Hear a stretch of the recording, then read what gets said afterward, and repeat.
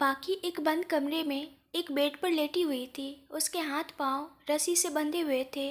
वो शायद स्प्रे की वजह से अभी तक बेहोश थी।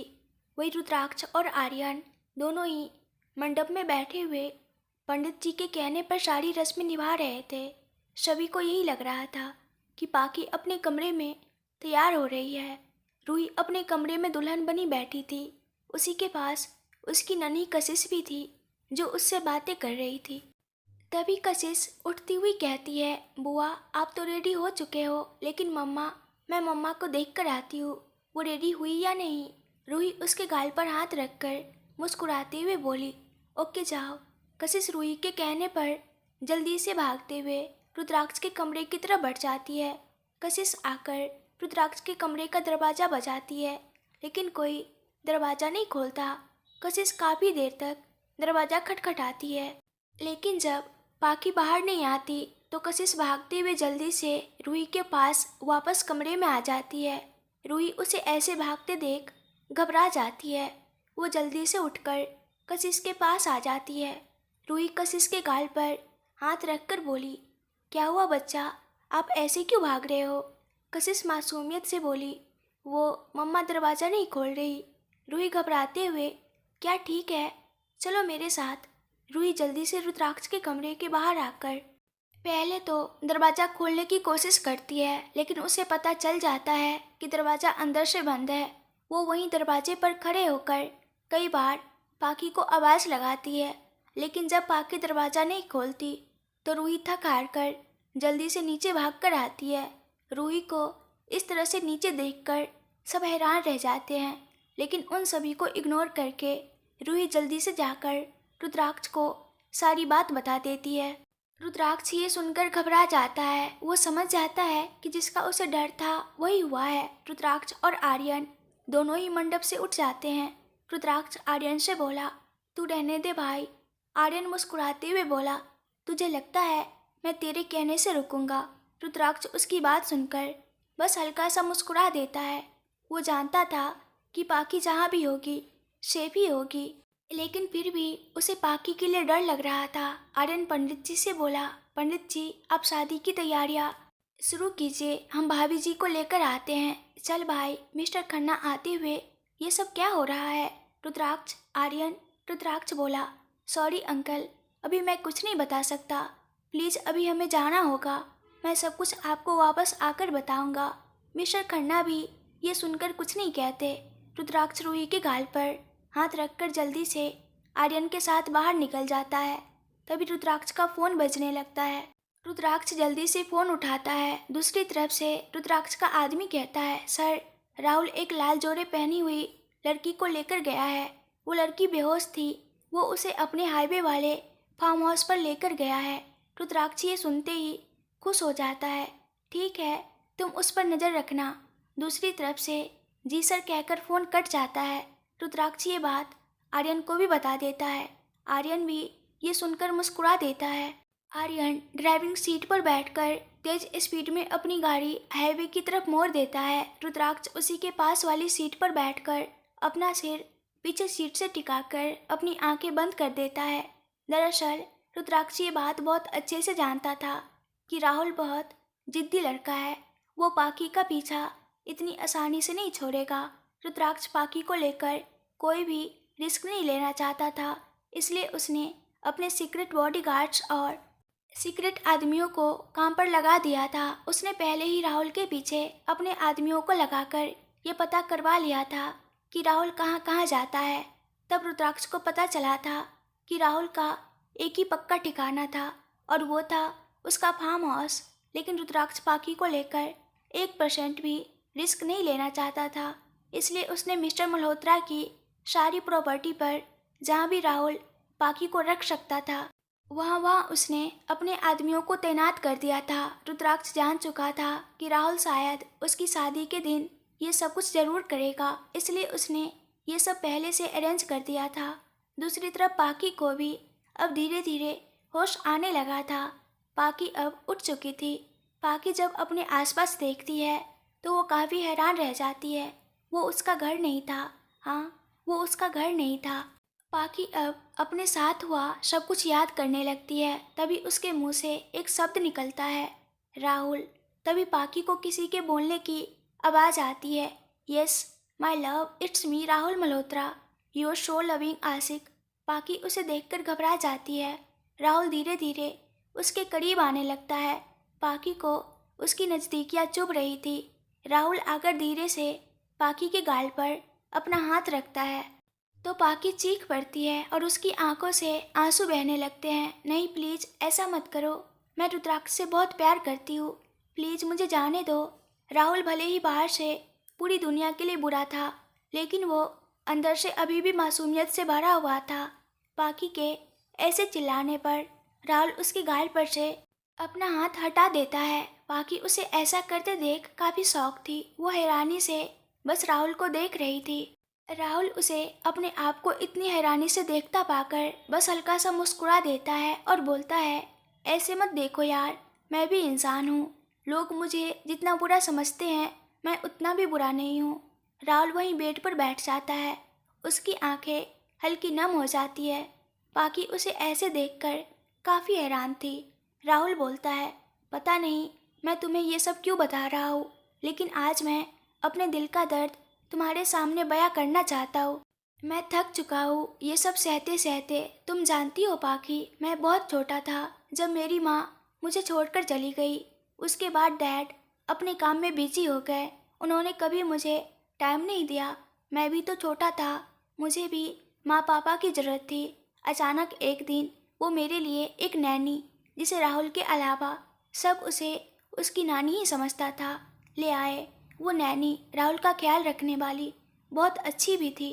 वो मुझे बिल्कुल माँ की तरह प्यार करती थी, लेकिन सिर्फ उनका प्यार मेरे लिए काफ़ी नहीं था। मुझे डैड का प्यार भी चाहिए था, लेकिन डैड उसके बाद और भी ज़्यादा बिजी हो गए। फिर तो वो 3-3 महीने में बस एक बार ही घर आते थे। धीरे धीरे मैं और जिद करने लगा, लेकिन मेरी जिद कहाँ पूरी होनी थी। उसके बाद मैं चिड़चिड़ा हो गया। मुझे हर छोटी छोटी बातों पर गुस्सा आने लगा था। मैं अपनी लाइफ से परेशान हो गया था, लेकिन एक बात से सुकून था कि कम से कम नैनी तो है मुझे समझने के लिए। लेकिन भगवान को शायद मेरी खुशियाँ बर्दाश्त नहीं थी, इसलिए जब मैं 17 साल का था तब उन्होंने नैनी को मुझसे हमेशा हमेशा के लिए छीन लिया। उसके बाद मैं अकेला हो गया था, लेकिन फिर मैंने कॉलेज जाना स्टार्ट किया। वहाँ पर मुझे कुछ ऐसे लोग मिले जिन्होंने मुझे नशे की आदत लगवा दी। धीरे धीरे उस नशे में मुझे सुकून मिलने लगा। उसी नशे के साथ साथ कब मुझे लड़कियों का नशा लगा मुझे पता ही नहीं चला। लेकिन मैं कसम खाकर कहता हूँ, आज तक मैंने कभी किसी लड़की के साथ ज़बरदस्ती नहीं की। वो सब अपनी मर्जी से मेरे साथ, ये कहकर राहुल शांत हो जाता है। राहुल की आंखों से आंसू बह रहे थे। पाकी की आंखें भी राहुल का गम सुनकर भीग जाती है। राहुल पाकी को देखकर आगे कहने लगता है, जब तुम्हें पहली बार देखा था ना, तब तुम मुझे बहुत अच्छी लगी थी। तुम्हारे साथ शादी करके एक नई जिंदगी शुरू करना चाहता था, इसलिए उस दिन तुम्हारे घर आया था। लेकिन मेरी इमेज खराब होने की वजह से तुम्हारे भाई भाभी ने शादी से मना कर दिया। तो फिर मैंने उन्हें पैसों का लालच दिया और वो लोग मान गए। लेकिन रुद्राक्ष ने तुम्हारे घर वालों को मुझसे ज़्यादा पैसे देकर तुमसे शादी कर ली। पाकी ये सुनकर बहुत हैरान थी। उसे ये समझ नहीं आ रहा था कि आखिर रुद्राक्ष उससे इतना बड़ा झूठ कैसे बोल सकता है।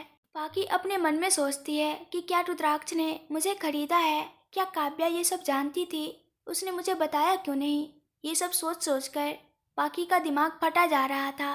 तभी उसे राहुल के बोलने की आवाज़ आती है, डोंट वरी, तुम्हारा रुद्राक्ष तुम्हें लेने आता ही होगा। पाकी हैरानी से उसे देखने लगती है तो वो मुस्कुराते हुए आकर पाकी के हाथ पांव खोल देता है।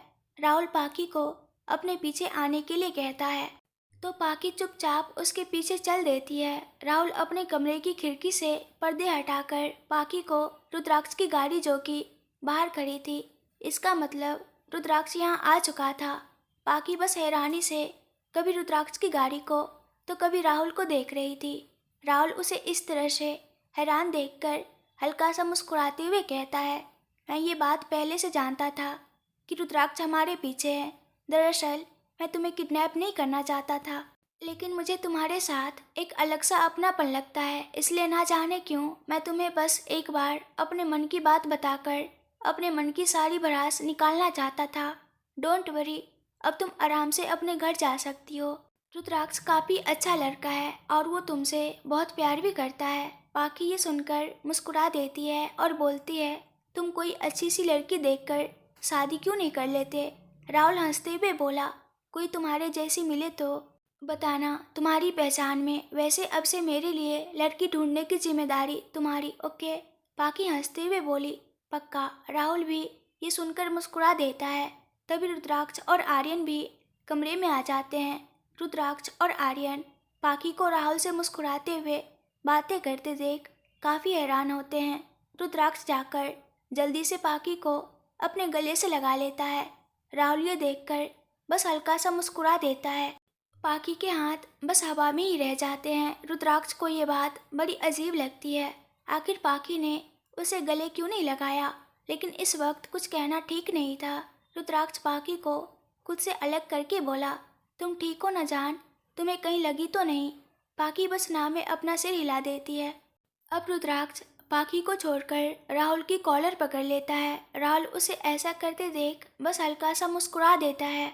रुद्राक्ष को उसकी मुस्कान देखकर और चिढ़ होने लगती है। रुद्राक्ष उसे ऐसे मुस्कुराते देख उसे मारने के लिए हाथ उठाता है, तो पाखी उसका हाथ पकड़कर उसे घर चलने के लिए बोल देती है।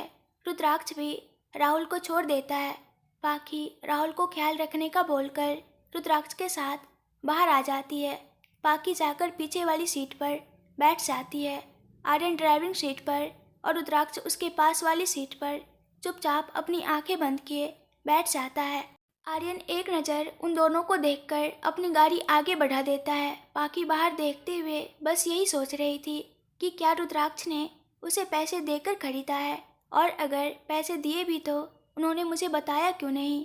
रुद्राक्ष बस आगे लगे कांच से पाखी के चेहरे पर बनते बिगड़ते भाव को देख रहा था।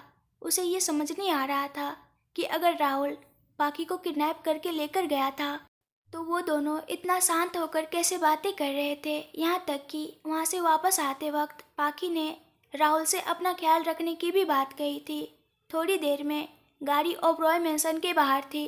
पाखी चुपचाप उतरकर अपने कदम अंदर की तरफ बढ़ा देती है। रुद्राक्ष और आर्यन उसे कुछ न बोलते देख काफ़ी हैरान थे और परेशान भी। वो दोनों भी जल्दी से पाखी के पीछे पीछे अंदर आ जाते हैं। पाखी जैसे ही अंदर आती है, रूही भागकर उसे अपने गले से लगा लेती है। रूही परेशान होते हुए पाखी से बोली, आप ठीक तो है ना भाभी? आप अचानक कहाँ चले गई थी? पाखी रूही को इस तरह से अपनी चिंता करते देख हल्का सा मुस्कुरा देती है। फिर वो रूही के गाल पर हाथ रखकर उससे कहती है, हम बिल्कुल ठीक है। आपने शादी नहीं की अभी तक? रूही मुस्कुराते हुए बोली, शादी तो हो जाएगी, पहले आप ज़रूरी है हमारे लिए। तभी पीछे से भागती हुई कशिश आकर पाखी के पैरों में मम्मा मम्मा कहकर लिपट जाती है। पाखी भी उसे देखकर मुस्कुरा देती है। पाखी कशिश को अपनी गोद में उठाते हुए, क्या हो गया बच्चा? कशिश मुस्कुराते हुए बोली, मम्मा आप मुझे छोड़कर कहाँ चली गई थी? पाखी मुस्कुराते हुए उसके गाल चूम लेती है और बोलती है, बस यही गए थे बच्चे, देखिए अब हम वापस भी आ गए। तब तक रुद्राक्ष और आर्यन भी अंदर आ चुके थे। मिस्टर एंड मिसेस खन्ना उन चारों को फिर से मंडप में बिठाकर पंडित जी से शादी की रस्में शुरू करने के लिए कहते हैं। पंडित जी धीरे धीरे सारी रस्में करवाना शुरू करते हैं। फेरों के बाद मंगलसूत्र और मांग की रस्म भी पूरी हो चुकी थी, लेकिन इन सब में पाखी ने एक बार भी रुद्राक्ष की तरफ नहीं देखा था। रुद्राक्ष की नज़रें बस पाखी पर टिकी थी। उसे पाखी का ऐसा बर्ताव काफ़ी खल रहा था। पंडित जी शादी पूरी करवा चुके थे। रुद्राक्ष, पाखी, रूही, आर्यन उठकर अपने बड़ों का आशीर्वाद ले लेते हैं।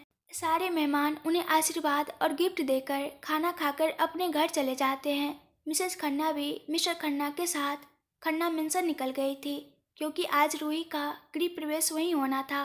रुद्राक्ष, आर्यन, पाखी, रूही और कशिश वही हॉल में बैठकर बातें कर रहे थे। पाखी रूही, आर्यन और कशिश से बहुत अच्छे से बात कर रही थी, लेकिन उसने रुद्राक्ष की तरफ एक बार भी नहीं देखा था। ये बात रुद्राक्ष बहुत अच्छे से नोटिस कर रहा था।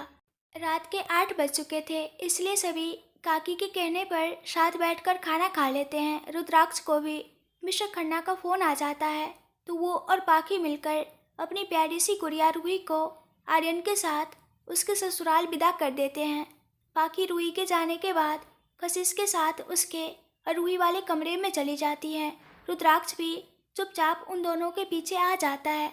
रुद्राक्ष वही सोफे पर बैठकर पाखी के फ्री होने का इंतजार कर रहा था, क्योंकि वो पाखी से इस रूखे व्यवहार की वजह जानना चाहता था। पाखी कशिश को स्टोरी सुनाकर सुला रही थी। कशिश शादी के कारण आज काफ़ी थक चुकी थी, इसलिए वो जल्दी सो जाती है। रुद्राक्ष देखता है कि कशिश सो चुकी है, फिर भी पाखी उठने का नाम नहीं ले रही, तो वो आगे बढ़कर पाखी को अपनी गोद में उठा लेता है।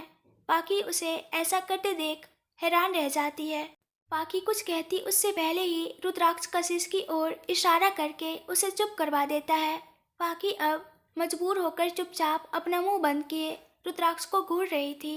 रुद्राक्ष कशिश के कमरे की लाइट और दरवाज़ा बंद करके अपने कमरे की तरफ बढ़ जाता है। रुद्राक्ष पाखी को अपनी गोद में उठाए अपने कमरे की तरफ बढ़ जाता है। कशिश के कमरे से बाहर निकलते ही पाखी रुद्राक्ष से गुस्से में कहती है, छोड़िए हमें रुद्राक्ष, हमें नीचे उतारिए। रुद्राक्ष मुस्कुराते हुए बोला, क्या हो गया है बेबी, तुम जब से वापस आई हो तब से मुझसे ढंग से बात क्यों नहीं कर रही हो। पाखी मुंह बनाकर बोली, आपने मुझसे झूठ बोला है, इसलिए मुझे आपसे बात नहीं करनी। रुद्राक्ष अपने कमरे में आकर अपने कमरे का दरवाज़ा बंद कर देता है। रुद्राक्ष पहले खुद बेड पर बैठकर पाखी को अपनी गोद में बिठा देता है। पाखी बस नाराज़गी से उसे देख रही थी।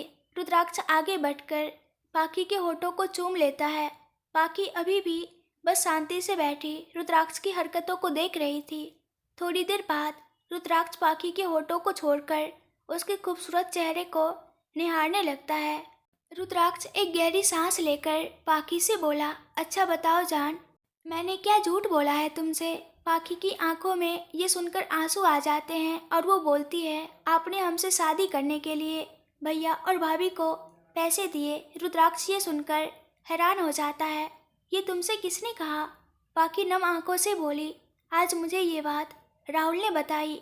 फिर वो सारी बात रुद्राक्ष को बता देती है। राहुल के बारे में सुनकर रुद्राक्ष को भी बुरा लगता है, लेकिन राहुल का पाखी को इस तरह से किडनैप करना और उसे सच बताना रुद्राक्ष को बुरा लग रहा था। रुद्राक्ष फिर भी अपने आप को शांत करके पाखी से कहता है, अच्छा पहले तुम रोना बंद करो जान, तुम जानती हो ना कि मैं तुम्हारी आंखों में आंसू बर्दाश्त नहीं कर सकता, प्लीज़ चुप हो जाओ। ये कहकर रुद्राक्ष अपने हाथों से पाखी के आंसू पोंछ देता है। पाखी अब चुपचाप रुद्राक्ष की आंखों में देख रही थी, जैसे वो पूछ रही हो कि मुझे सब सच जानना है। रुद्राक्ष पाखी की आंखों को चूम लेता है। पाखी रुद्राक्ष का एहसास पाकर अपनी आंखें बंद कर लेती है। रुद्राक्ष एक गहरी सांस लेकर बोला, ये सच है जान कि मैंने तुम्हारे भाई भाभी को पैसे दिए, और मैंने ये बात तुमसे इसलिए छिपाई थी ताकि तुम ये ना समझो कि मैंने तुम्हें पैसे देकर खरीदा है। मैं तुमसे पहली नज़र में ही बेहद प्यार करने लग गया था। जब मुझे ये पता चला कि तुम्हारी शादी राहुल से होने वाली है तो मुझे ऐसा लगा जैसे मेरे दिल में कुछ चुभ रहा है। फिर मैं तुम्हारे भाई भाभी के पास गया। उनके बारे में मैंने पहले ही पता लगा लिया था। मैंने पहले उनसे बस तुम्हारे और मेरे रिश्ते की बात की, पर उन्होंने ये कहकर मना कर दिया कि उन्होंने तुम्हारी शादी पहले ही राहुल के साथ तय कर दी है। मैंने उन्हें समझाया कि राहुल सही नहीं है, लेकिन उन्होंने कहा कि उन्हें इस बात से कोई मतलब नहीं है कि कौन सही है और कौन गलत, उन्हें बस पैसों से मतलब है। तब मैंने हार कर उन्हें राहुल से डबल पैसे दे दिए, और मैंने उन लोगों को तुम्हें ये बात बताने से मना किया, क्योंकि मैं ये चाहता था कि तुम ये रिश्ता प्यार से अपनाओ, ना कि बोझ समझकर। रुद्राक्ष मासूमियत से अपने कान पकड़कर बोला, प्लीज़ जान मुझे माफ़ कर दो। बाकी रुद्राक्ष के कान उसके हाथ से हटाते हुए बोली, आपको माफ़ी मांगने की कोई ज़रूरत नहीं है। रुद्राक्ष मुस्कुराते हुए बोला, अच्छा मतलब तुमने मुझे माफ़ किया। बाकी हल्का सा मुस्कुराते हुए बोली, जी। रुद्राक्ष उसके कान पर किस करके बोला, थैंक यू जान, आई लव यू। पाखी शर्माते हुए बोली, आई लव यू टू। रुद्राक्ष हैरानी से बोला, क्या तुमने मुझे आई लव यू बोला? सच में? प्लीज़ जान एक बार वापस बोलो ना। पाखी मुस्कुराते हुए बोली, आई लव यू रुद्राक्ष। रुद्राक्ष ये सुनकर बहुत खुश हो जाता है। रुद्राक्ष जल्दी से पाखी को उठाकर अपने नीचे लेटा लेता है और खुद भी उसके ऊपर लेट जाता है। ये सब इतनी जल्दी होता है कि पाखी को कुछ समझ ही नहीं आता।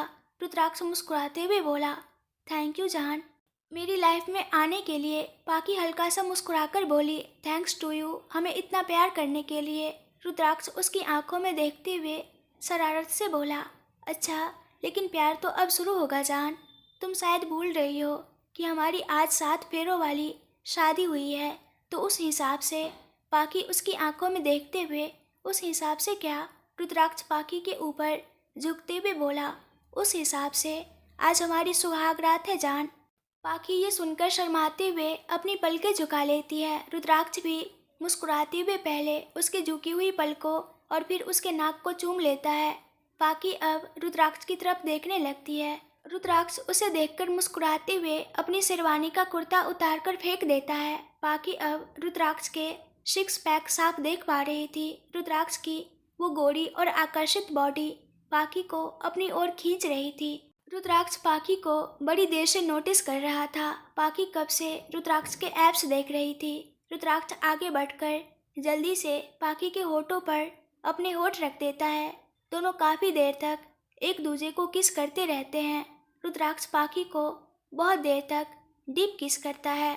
बहुत देर बाद जब पाखी को सांस लेने में तकलीफ होने लगती है तो वो रुद्राक्ष के सीने पर हाथ रखकर उसे खुद से अलग कर देती है। पाखी की सांसें काफ़ी तेज चल रही थी। रुद्राक्ष का भी वही हाल था। रुद्राक्ष पाखी के सिर से अपना सिर लगा देता है। उन दोनों की आंखें बंद थी।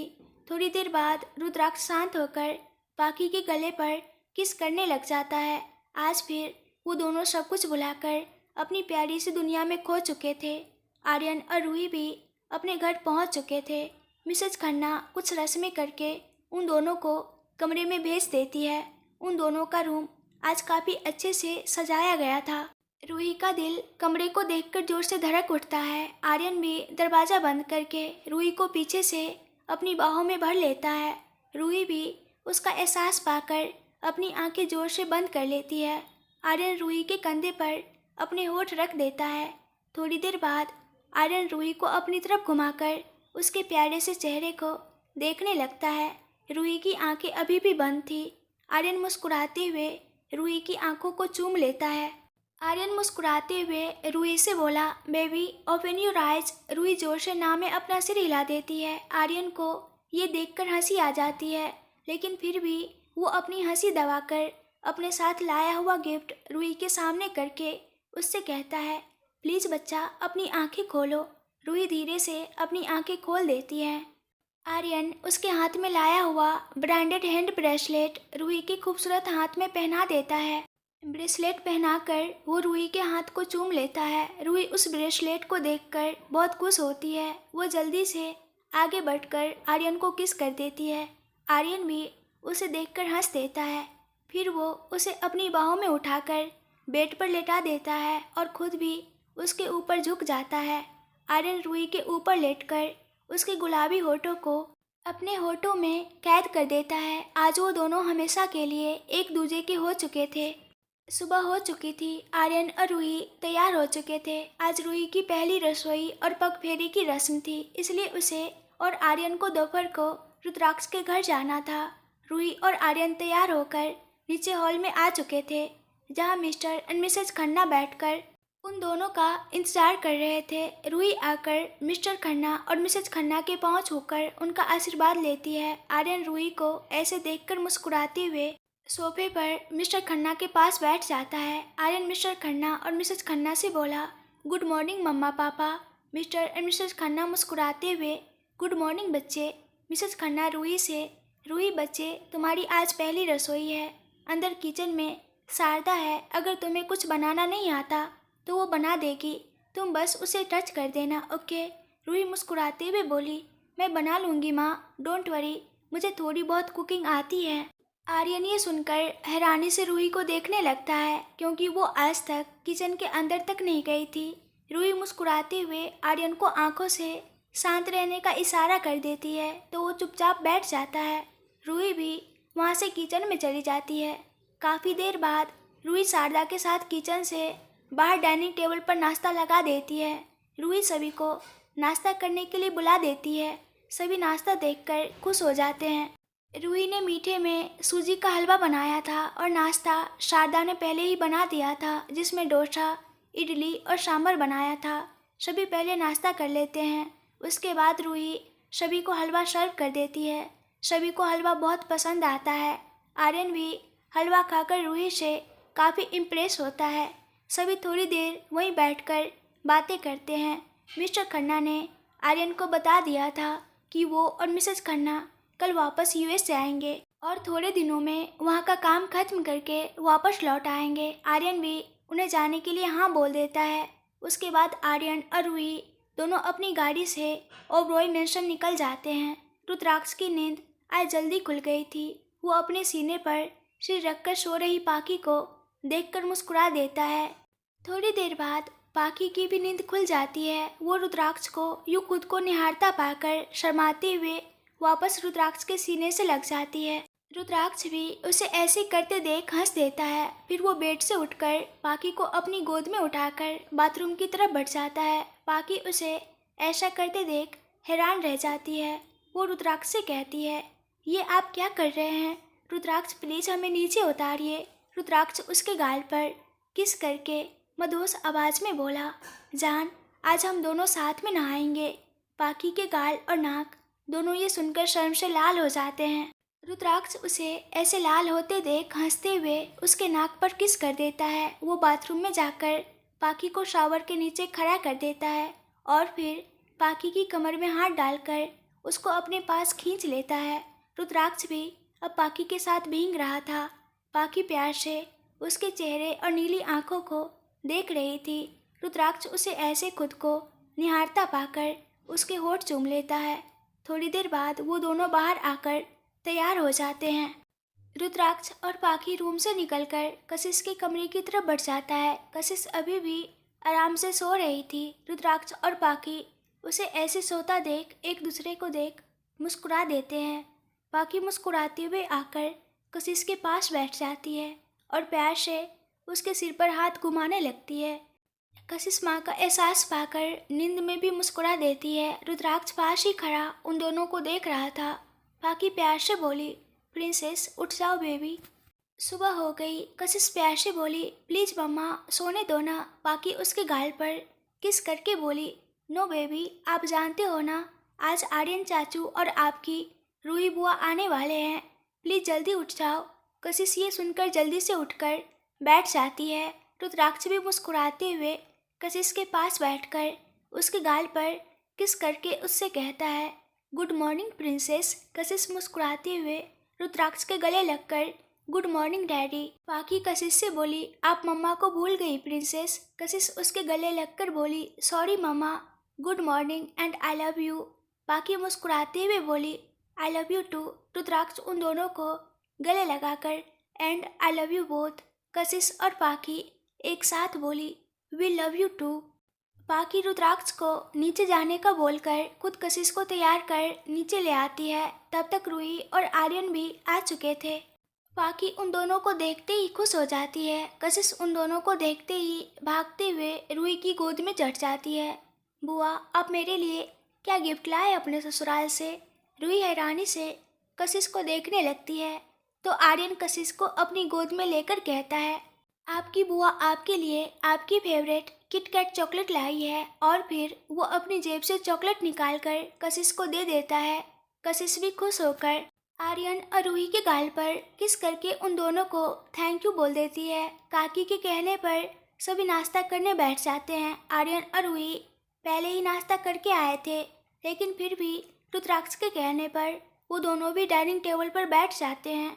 रूही अपना बनाया हुआ हलवा उन तीनों के लिए अपने साथ लेकर आई थी, इसलिए वो काकी से हलवा गर्म करके लाने को बोल देती है। काकी हलवा गर्म करके लाकर सभी को सर्व कर देती है। रुद्राक्ष हलवा खाकर काफ़ी हैरान होता है। रुद्राक्ष हैरानी से रूही को देखने लगता है तो रूही उसकी बात समझकर कहती है, मैंने ही बनाया है भाई। रुद्राक्ष मुस्कुराते हुए बोला, तूने ये कब सीखा, क्योंकि आज तक तो तू किचन में गई नहीं। रूही मुस्कुराते हुए बोली, वो एक दिन हमारी शादी से पहले जब आप और आर्यन ऑफिस गए थे तब भाभी ने मुझे हलवा बनाना सिखाया था। रुद्राक्ष पाकी को देखता है तो पाकी उसे देखकर हल्का सा मुस्कुरा देती है। बातों ही बातों में आर्यन रुद्राक्ष को बताता है कि मिस्टर एंड मिसेस खन्ना वापस यूएस आ रहे हैं। तो रुद्राक्ष उन्हें जब तक mister and Mrs Khanna US से वापस नहीं आ जाते तब तक ओबरॉय मेंशन में ही रहने को बोल देता है। रूही भी रुद्राक्ष की बात सुनकर खुश हो जाती है तो आर्यन भी रूही की खुशी के लिए हाँ कर देता है। आज रुद्राक्ष और आर्यन को ऑफिस नहीं जाना था, इसलिए थोड़ी देर बातें करने के बाद वो सब लंच कर लेते हैं। लंच के बाद आर्यन और रूही अपने घर खन्ना मेंशन लौट जाते हैं। कशिश भी अपने रूम में जाकर सो जाती है। पाकी और रुद्राक्ष भी अपने रूम में आ जाते हैं। अभी दोपहर के 2 ही बज रहे थे, इसलिए रुद्राक्ष पाकी के साथ मूवी देखने बैठ जाता है। रुद्राक्ष देखने के लिए धड़क मूवी चला लेता है। जब मूवी में किसिंग वाला सीन आता है तो पाकी शर्माते हुए रुद्राक्ष के सीने से लग जाती है। रुद्राक्ष भी पाकी को ऐसे शर्माते देख मुस्कुराते हुए उसके सिर को चूम लेता है। मूवी की एंडिंग देखकर पाकी की आंखें नम हो जाती है। रुद्राक्ष उसकी नम आंखों को अपने हाथों से साफ करके उससे कहता है, जान वो बस मूवी थी, तुम प्लीज़ रो मत। पाकी अपने आंसू साफ करके, लोग पता नहीं दो प्यार करने वालों को क्यों दूर कर देते हैं। आप प्लीज़ मुझसे कभी दूर मत जाना, मैं आपके बिना जी नहीं पाऊंगी। रुद्राक्ष पाकी के गाल पर किस करके बोला, कभी नहीं जाऊंगा, मैं तो खुद तुम्हारे बिना नहीं जी सकता। रुद्राक्ष मूवी बंद करके पाकी को अपने ऊपर खींचकर सुला देता है और खुद सोते हुए उसका सिर सहलाने लगता है और बोलता है, तुम थोड़ी देर सो जाओ, ओके। पाकी रुद्राक्ष के सीने पर सर रखकर उसे टाइट हग करके सो जाती है। रुद्राक्ष भी उसे अपनी बाहों में भरकर सो जाता है। वो दोनों रात के 8 बजे काकी के उठाने पर उठकर कशिश के साथ खाना खाकर वापस हो जाते हैं। अगर आप लोगों को ये कहानी पसंद आ रही है और इस कहानी के आगे के पार्ट्स भी देखने हैं तो प्लीज़ ढेर सारे कमेंट्स करके बताइए और मेरे चैनल को सब्सक्राइब कर दीजिए। इस वीडियो को लाइक एंड शेयर कर दीजिएगा। Thank you.